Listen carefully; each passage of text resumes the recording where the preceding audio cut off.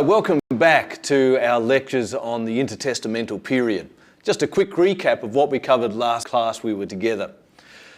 You remember we covered the period from the return from exile of Israel back to their promised land, only to discover that they're going to spend the next few hundred years living in their land but ruled by pagan emperors.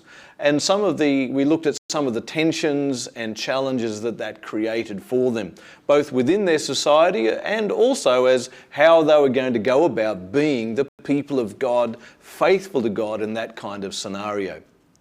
Where we closed off last time is we saw the transferal of Israel from being part of the Ptolemaic Greek Empire into that run by the Seleucids. And we encountered a character by the name of Antiochus IV Epiphanes, who was a very aggressive and strident Hellenizer, probably a megalomaniac, who was making life exceptionally difficult for Israel. And in particular, where we closed off, we looked at how Antiochus IV had really started to subjugate the Jews and ban their religion and try and oppress them into subservience to himself. And in particular, we saw how he had murdered a number of the Jews, how he'd outlawed the Jewish religion, how he'd made circumcising your sons illegal to have a copy of Torah, to teach Torah to your children. And we'd closed off by seeing how he had, on December the 25th, 167 BC, had actually sacrificed a pig to the Greek god Zeus in the precincts of the Jewish temple. So these are obviously very provocative actions. And we left at a bit of a cliffhanger last time, wondering what is going to happen now, especially considering that during this period, there'd been a growing expectation or hope amongst the Jews that God was going to send a political military deliverer, a Messiah, to set them free. And in terms of how the history then unfolds, it would look like God had actually answered Israel's cry. Because as you can see on the screen, what we see coming into being in around 167 BC is what comes to be known as the Jewish Revolt or the Maccabean Revolt. This is a revolt led by a Jewish guerrilla leader by the name of Judas. He came to be known as Judas Maccabeus, Maccabeus being the Aramaic term for the hammer. So that's a pretty cool name for someone who was fighting a guerrilla war. Judas, as it turned out, was a highly successful military leader. And as a result, over a period of nearly 30 years, he and then his brothers carried on a guerrilla campaign fighting against the Seleucid forces and increasingly winning more and more of Israel's ancestral lands back into independent Jewish hands. And one of the key moments of this was in 164 BC, after the revolt had been going for several years. Judas and his forces recaptured Jerusalem. And the first thing that they do when they recapture Jerusalem is go up to the temple. They murder all of those priests who have been compromising with the Seleucids and using the temple as a vehicle for further Hellenization and oppression of the Jewish people. They murder those priests and then purify the temple and reinstitute the worship of God through the sacrificial system as required by Torah. This happens significantly on December the 25th, 164 BC, 3 years to the day after Antiochus had sacrificed that pig in the temple precincts. And it's that event of the retaking and the purification of the temple that is even today continues to be celebrated in the Jewish festival of Hanukkah. As this revolt goes on, as I said, for 30 plus years, the Maccabeans, as they came to be known, are very successful in winning this guerrilla war that they've waged against the Seleucid army.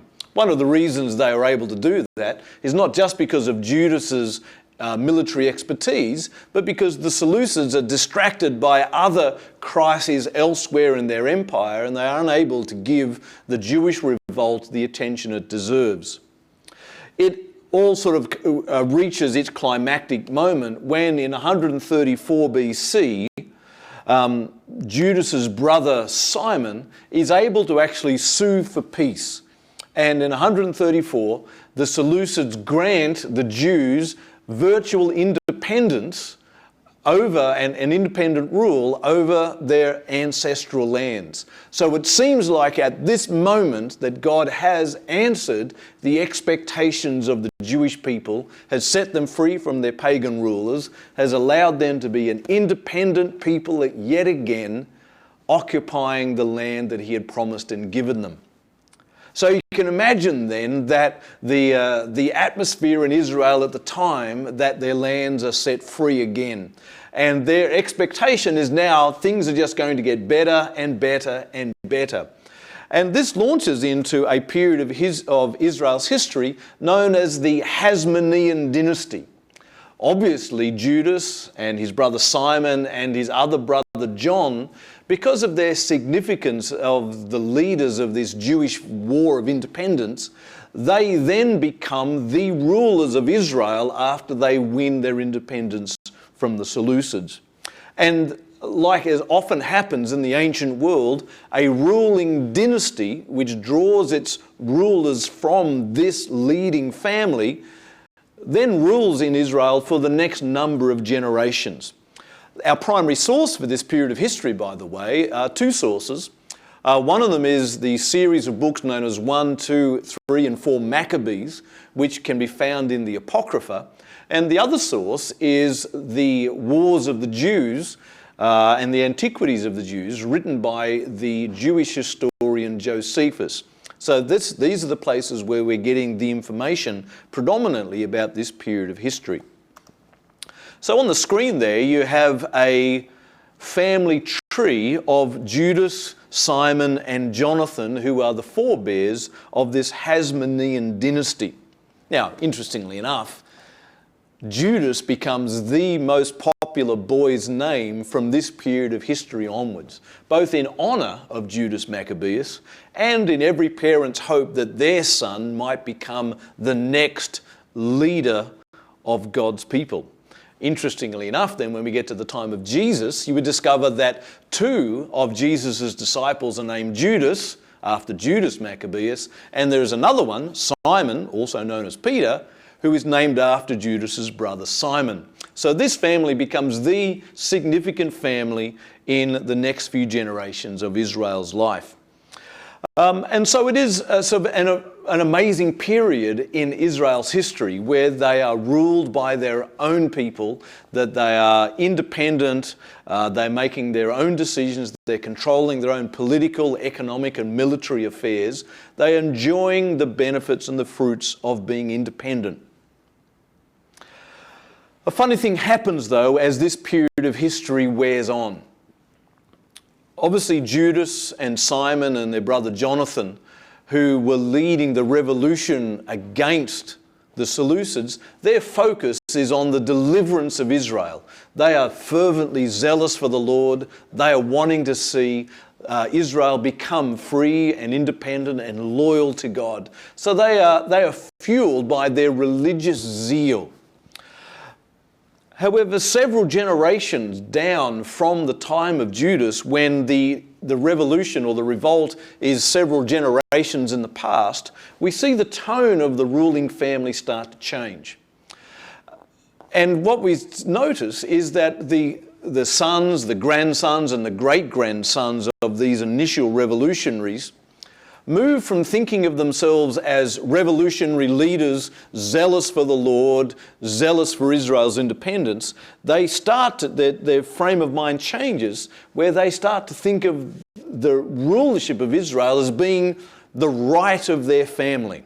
And they are used to rulership, they are used to power, they're used to the wealth and the honour that comes from being in control.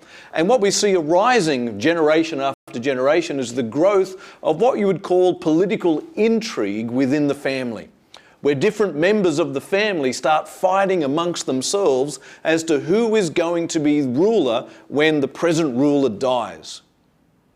And so what comes with that kind of territory is a shift in focus from We are ruling for the sake of God and his people, to the point of these people and this rulership exist for us. So their allegiance to God and their zeal for the values and the laws of God and the aspirations of the Jews in order to be God's loyal people starts to wane. So much so that by the time we get to the middle of the first century, a civil war erupts in Israel between two brothers. Those brothers are Aristobulus I and Hyrcanus II. And their civil war is happening around the middle of the first century. So here you've got this startling scenario where two of the leading figures within this ruling family are so enamored by the thought of ruling and the ambition to rule and what they consider to be their right to rule, that they are fighting between themselves as to who is going to succeed their parents. And because they both have raised their own personal or private militias, their own private armies, those armies plunge Israel into civil war. That is obviously a disastrous outcome for Israel. They were enjoying independence and they were being led by faithful, zealous men, but now their offspring has ultimately plunged the nation into civil war, fighting over their respective ambitions to be ruler of the Jews. As we mentioned before, one of the key figures in this period of history, and this is where they really come into their own, is the Roman Empire. The Romans have been gradually spreading their power and their influence around the eastern Mediterranean region. And they are drawing considerable economic and political power and wealth from this region at the time. And to have a civil war on the eastern border of your empire is not good foreign policy, because civil war is a period of instability, and that becomes an opportunity for any power to walk on in and take advantage of the situation. The Romans, one of their chief competitors in that region, is eyeing what's going on in Israel at the time, and they're about to make a move, so Rome decides to move first. Consequently, in 63 BC, the Roman general Pompey leads his Roman legions on an invasion, an expeditionary invasion into Israel to quell the civil war and install a ruler in Israel who is going to be favourable to Rome and their policies and agenda in that part of the Mediterranean. So here we find, in 100 years after Israel has achieved their independence, that their independence has been profoundly compromised as a result of conflict between aristocratic rulers, and has given an opportunity for the Roman Empire to make a land grab that absorbs Israel into the Roman Empire. In other words, Israel ends up forsaking their independence. And yet again, they find themselves in the situation which they'd been in for several hundred years previously, where as God's people, believing they are called to be chosen and set apart and holy and the chief of nations, they discover themselves again being ruled by foreign Gentile powers.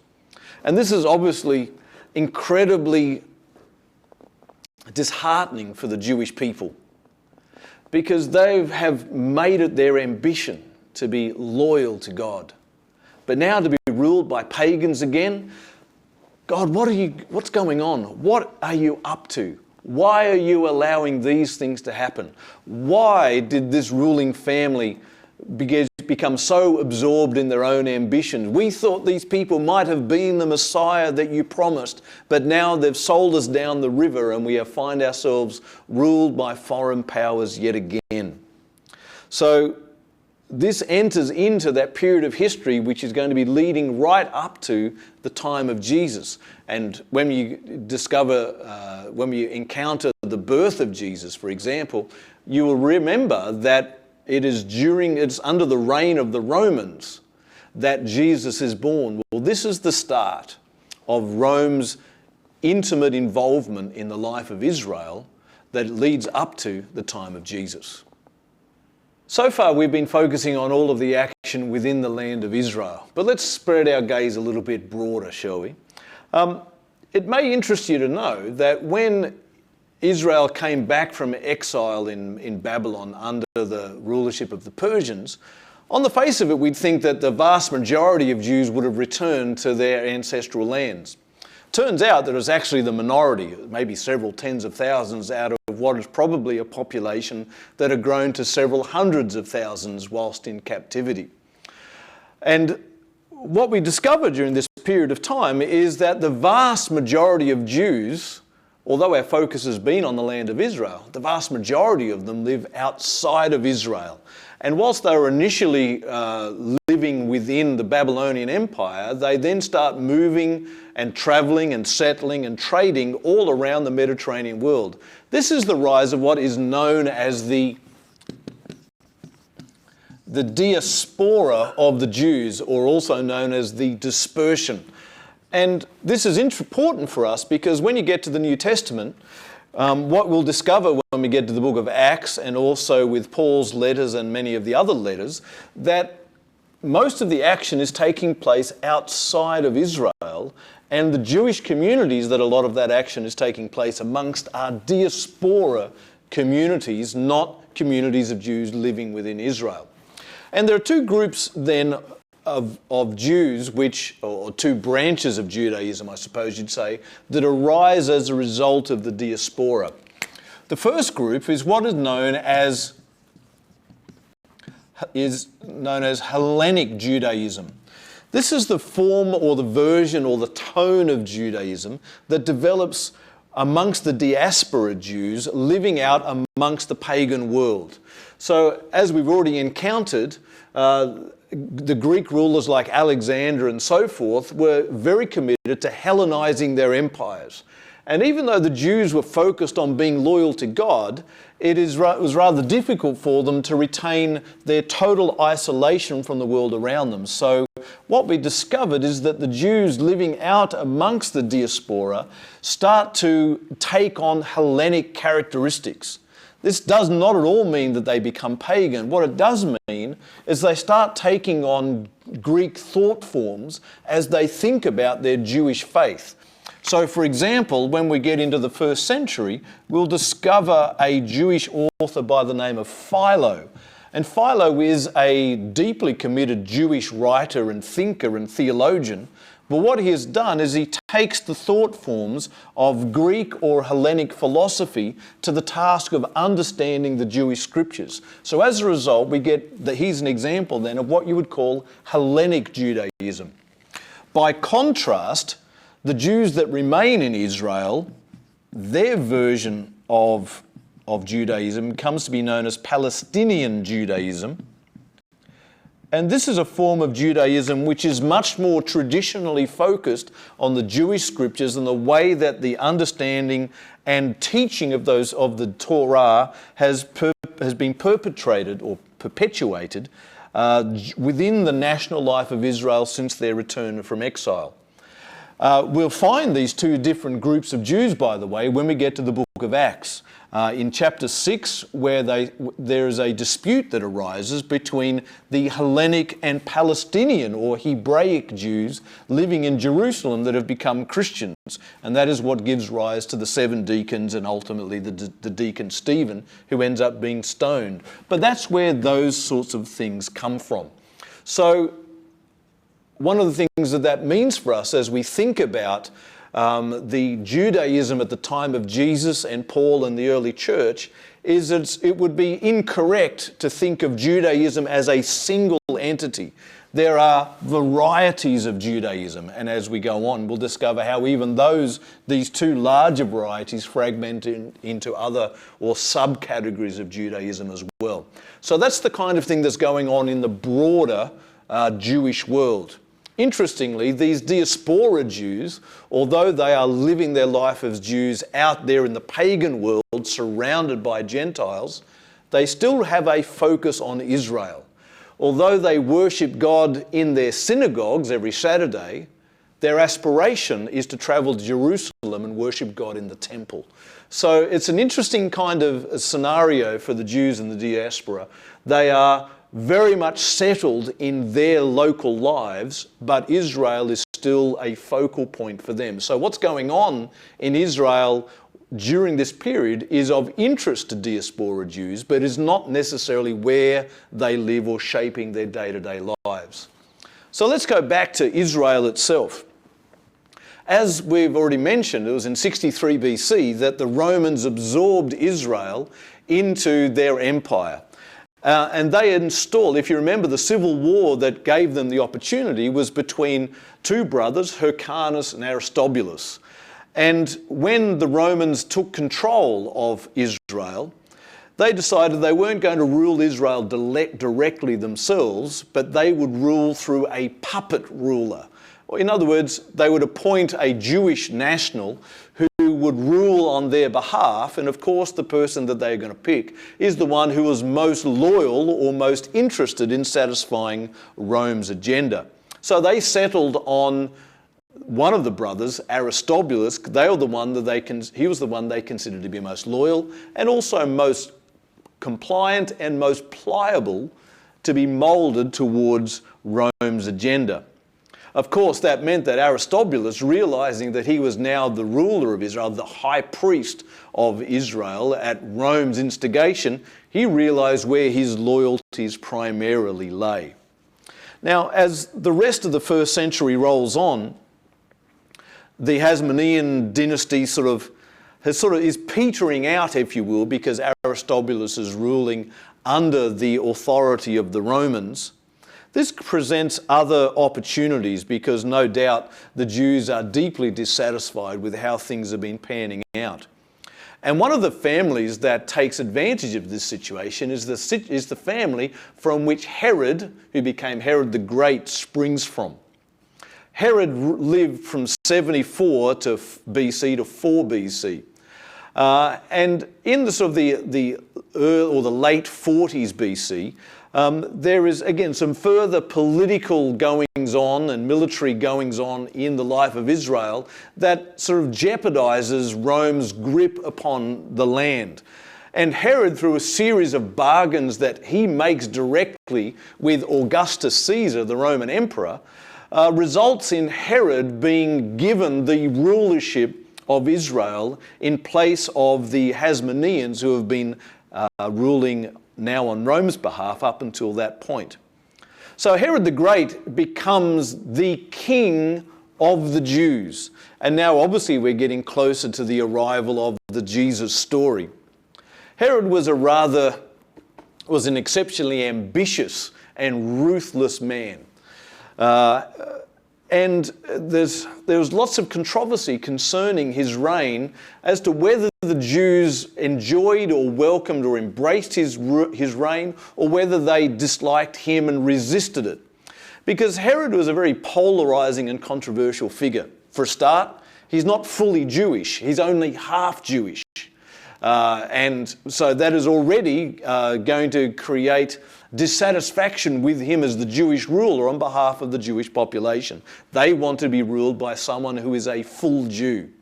Secondly, he is ruler because the Romans have installed him, and his loyalty thus must lie with Rome, if not predominantly with himself. A second thing about Herod is that he is a particularly, as I said, an ambitious but also a ruthless and paranoid ruler. As is often the case in ancient times, when someone is in a position of power, there is all sorts of intrigues swirling on around them. People who have designs on the throne want to bump him off, want to assassinate him, want to replace him. And Herod's chief opponents turn out to be members of his own family. He had multiple wives and thus multiple sons, and all of those sons are jockeying amongst themselves as to who is going to be ruler after Herod. And Herod, being the paranoid ruler that he is continually suspicious of his own sons that they might be plotting his murder and downfall. Consequently, during his own lifetime, he has several of his own sons arrested, tortured, and executed under suspicion of plotting his overthrow. So it's those kind of stories circulated amongst the Jewish people, and Herod's reign was considered to be rather loathsome as a result. Herod also is not what you would describe a faithful Jew. He is, I suppose to put it bluntly, a politician. When he's hanging out with the Romans, as he often does, he behaves like a pagan. But when he's in Israel and hanging out with the Jews, he conducts himself like a Jew. So it becomes clear to everybody who's watching him that Herod conducts himself in a way that pleases the people who have the potential to influence or destabilize or strengthen his reign. So he was a Roman with the Romans and a Jew with the Jews. And for those Jews who are wanting to be deeply loyal to God, that also is particularly unnerving. He was also incredibly promiscuous. As I mentioned already, he had many wives. Some people would count it up to 10 different wives and a whole harem of concubines. So his sexual appetites were quite extraordinary, which is another one of those features that made Herod rather odious to his Jewish people. However, at the same time, Herod was a very generous ruler. He was phenomenally wealthy. By some accounts, he was the second wealthiest man in the whole Roman Empire, second only to Augustus, the emperor himself. And as a result, on several occasions, he was able to supply food to the Jewish population in Israel during times of famine, buying wheat and food from Egypt on at least 2 occasions. He's also a great builder, and he built fortresses and other structures around Israel, both to secure Israel from invasion, but also to accentuate his own glory and honor. And one of the structures that Herod is most known for, and this is something that turns up in the Gospels themselves, is the temple. You may remember that we've already mentioned that when Israel went into exile at the hands of the Babylonians, the glory of God departed from the temple and the temple was destroyed. When they returned, they rebuilt the temple. And it says in the Old Testament that some people who were there when the second temple was consecrated could remember the first, and they wept because they realized the glory of the second temple was not as great as the glory of the first. Herod decides to change that. And he, again, out of his personal wealth, embarked on a renovation program for the temple, which spanned something like 30 to 40 years and made the temple of Herod truly splendid. It was considered one of the wonders of the ancient world. He poured so much wealth and so much energy into the renovation of the temple in Jerusalem. And that's the temple that Jesus and the apostles are walking around in the Gospels and Acts. And largely Herod did that in order to endear himself to the Jews because, as we already have realized, the temple is the centerpiece of the Jewish faith. So the reign of Herod is an interesting reign. On the one hand, he's doing things which seem to strengthen and further Israel's own agenda to be strong and powerful. But on the other hand, his reign compromises many of those things because he's installed by the Romans. He's furthering Rome's agenda as well as his own. He's hardly a loyal Jew. He's not even an ethnically pure Jew. So what we find then during the reign of Herod, even though it is a reign of relative peace, that there is nevertheless just a growing undercurrent of discontent amongst the Jewish people and an enhancing of and resurfacing of messianic expectations that God again, or maybe probably for the first time, is going to send the deliverer that they believe that God has promised them. And that gives rise to, and the way that those kind of things were thought of, the different ways that they were thought of, give rise to numbers of the sects or the subsets of Judaism which we mentioned before, which we see current at the time of the arrival of Jesus. So let's have a think about how Israel would have been understanding or interpreting their experience over the last few hundred years. Because these are a people, don't forget, who understand themselves to be God's chosen covenant people, to whom God has made some remarkable promises about how He is going to bless them, how He is going to elevate them, how He is going to reach the world or rule the world through them. Yet here they are, after they've come back to their own land from exile, experiencing several hundreds of years of being ruled by foreign pagan kings and their empires, and greater or lesser degrees of aggressive importation and domination by pagan culture of Jewish culture, the Jewish religion, the Jewish people. So if you're the Jews living in the land, how are you interpreting or understanding what is going on? There are going to be lots of questions that you're going to want to ask to try and make sense of what's happening and try and square it away with whatever it is that God must be up to with His people Israel. So here are some of the questions that would have occupied their minds. Firstly, they would be wondering, why is it that Israel is not free? If we truly are God's people, why is it that we are not free? Why is it that God's promises don't seem to have come through the way that we're expected? A second and related question is that if we are God's people, perhaps there is something that God is looking for from us to further His plans and His agendas for Israel. So what is it that God wants from us? How should we be conducting ourselves? What does loyalty to God look like? Or what is it that God wants loyalty to Him to look like as we live in this kind of scenario? A related question to that, though, is on the one hand, you've got God who is the one who gives Israel their identity and their laws and the sort of the goals and aspirations that they have. But on the other hand, you've got pagan rulers who can make life more or less difficult depending on how they perceive Israel is cooperating with their political or cultural agendas.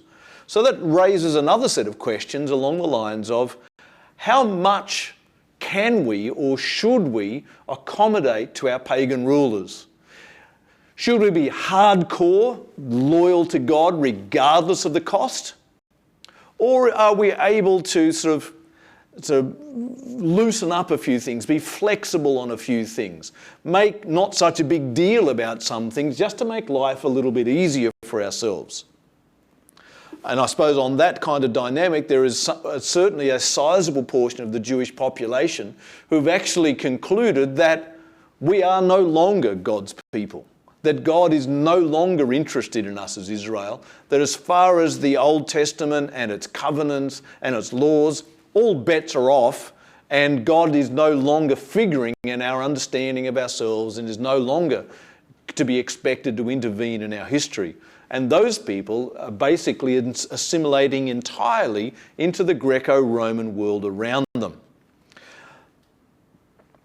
Another set of questions then, though, for the more loyal Jew is going to be, if God is still for us, though, is He going to act on our behalf at some point? When is He going to act? What will that action look like? When can we know that it is going to happen? These are the kind of questions that are very much in the front of the Jewish people's minds. And there are a range of different answers to those kinds of questions. And as the way the different groups within Judaism responded to those questions and the frame of reference in terms of how they approached the scriptures and understood themselves as God's people to be, and how they understood their own history, that framed the way that these different groups came at answering those questions. And it's these different groups, or different sects as they are sometimes referred to, that make up the different groups within Jewish Israel that we encounter when we get to the Gospels. For example, you'll know when we get to the Gospels that we encounter the Pharisees. Well, who are the Pharisees and where do they come from? The Pharisees are that group of Jewish lay people who are fervently devoted to the Lord. And they have taken it upon themselves to become that group of people who will study the law and interpret the law and teach the law to Israel in an effort to make Israel pure and clean before God.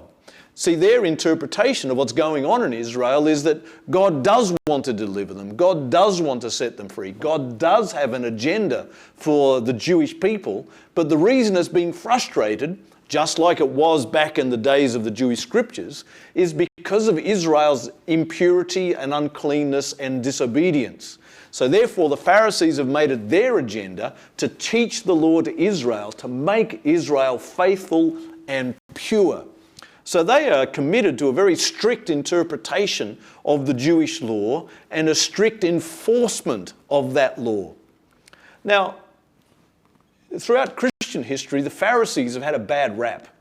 They have been criticised for being needlessly legalistic, needlessly oppressive of God's people, ultimately being exceptionally religious. And I know they had lots of conflict with Jesus especially, and also with Paul. But let's perhaps provide a better context for how we understand the Pharisees. In some of Jesus' conflicts with the Pharisees, the sort of things that become bones of contention are things like the Sabbath, things like the food laws, and other purity or cleanness rules. And we look at Jesus' conflict with them over that things, and I think as modern Christians, we misunderstand what's going on. We think that the Pharisees were wrong for focusing on those things.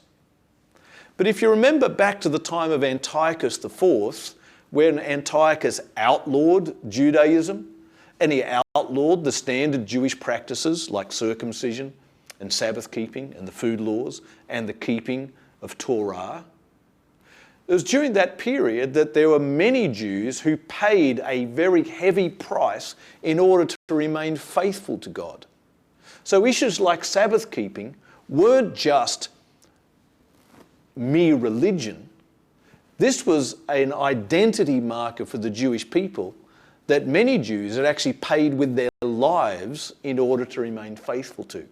The same with things like the food laws and other purity laws. These were things that many Jews had paid a great price and engaged in great sacrifice to remain faithful to God over. So when the Pharisees are wanting to continue to enforce their understanding of Sabbath and purity and those kinds of things, they are doing it with the background that recognises the price the Jews have paid in order to retain these practices, and a realisation that it's loyalty over these things which is going to put us in good standing with God, that will now allow God to move on Israel's behalf to send Messiah and set us free. So if we take that into consideration, the Pharisees are well motivated. Jesus' ultimate conflict with them, though, is about the way that they go about pursuing that agenda. And they pursue an agenda which ultimately ends up dividing God's people and loading them down with traditions that have achieved an authority greater than Scripture itself and a range of other things. But I think we do the Pharisees an injustice when we don't recognise the background that they have come from and consider them to be purely religious, ritualistic legalists. That's probably an unfair assessment. So those are the Pharisees. The Pharisees are looking for God's plans for Israel to come through, and they believe that that can be achieved by the faithful keeping, teaching, and enforcement of the law. Another group of Judaism that we find in the Gospels especially is the Sadducees. Now, the Sadducees also don't get a particularly good rap. Main reason that we remember them is because, as it says in the Gospels, that they no longer believed in the resurrection. The Sadducees were a rather interesting group of people. They were a sect of Judaism which occupied many of the more elite social positions within the cultural life of Israel, which meant that the Sadducees were typically people who were obviously religious Jews, wealthy, positions of power. Life was going well for them. Therefore, they are not necessarily looking as fervently as other groups within Israel for the deliverance of Israel from the Romans. They are actually enjoying life at this point. So they're not looking for God to step into Israel's story with justice and judgment, because they're doing all right. They're not looking for some kind of post-death victory for the faithful, because they are enjoying a good life now. The Sadducees are not trying to understand what's going on in the life of Israel through the filter of a growing belief in angels and demons and the influence of the spiritual realm. Again, because they don't need to reinterpret what's going on. It's going all right for them. These are people who hold positions of power within the temple structure, for example. Many of them are priests. Many of them are aristocratic and ruling families. So they've got a shrunken view of Judaism, whereas the Pharisees have got a very enlarged view of Judaism. So they're the Sadducees, and we encountered them in the Gospels. Another group of Jews that gets a mention in the Gospel are the Zealots. In fact, one of Jesus' disciples was a zealot. A zealot are those people who are like Judas Maccabeus of old, who are religiously zealous for God and for Israel and his plans for Israel. But they believe that God's plans are going to be furthered by rising up in revolt and resistance against Roman rule.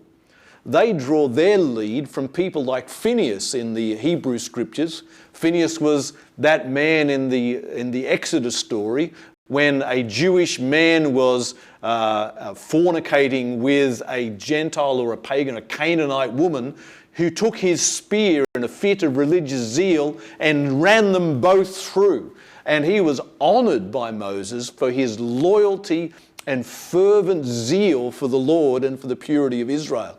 So there's this tradition within Jewish history of acts of zealous religious violence against Israel's enemies as a sign of great loyalty towards God and his people.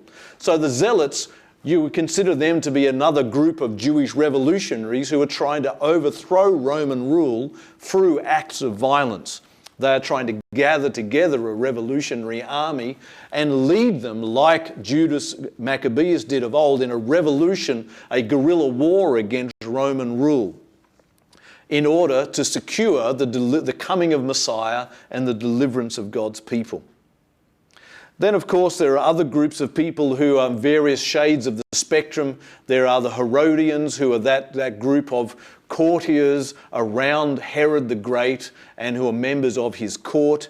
On the other extreme, you have the Essenes, which is a group of a Jewish monastic movement who believed that Israel was so corrupted, the only thing to do was to retreat from society and wait in the desert, carrying out their particularly strict form of Jewish asceticism, and wait for God to destroy both the pagans and disobedient Jews, whereupon they would end up taking over the show.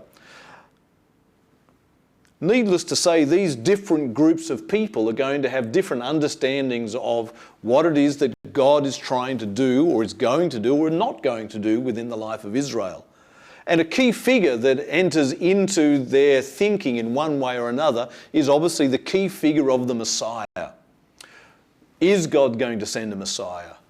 Who would be that Messiah? What would that Messiah achieve? What would be the signs that a person was a Messiah? I think as we bring this lecture to a close, the thing to bear in mind is that Jewish expectations about the Messiah were not uniform, but by and large that they expected the Messiah would be a military political king, again like King David of old, who would deliver Israel militarily and politically from the Romans and all other forms of Gentile oppression. And a result of that would be that Israel would be set free, would be able to become the chief of nations and rule the world. Again, they had a program, and even more enhanced at this point, of world domination. They believed that they were called by God to rule the world, and they were looking for a messianic figure who would lead Israel into that future. There were lots of disputes about the timing of the Messiah's coming, the nature of his coming, the way that the Messiah would come about, whether they needed to do something to get Messiah to come or whether God was just going to intervene sovereignly. But nevertheless, the coming of Messiah was something that was on lots of people's minds. Now, just to bring this to a close, let me just pick up where we started these two lectures off with, is that the arrival of Jesus did not occur in a vacuum.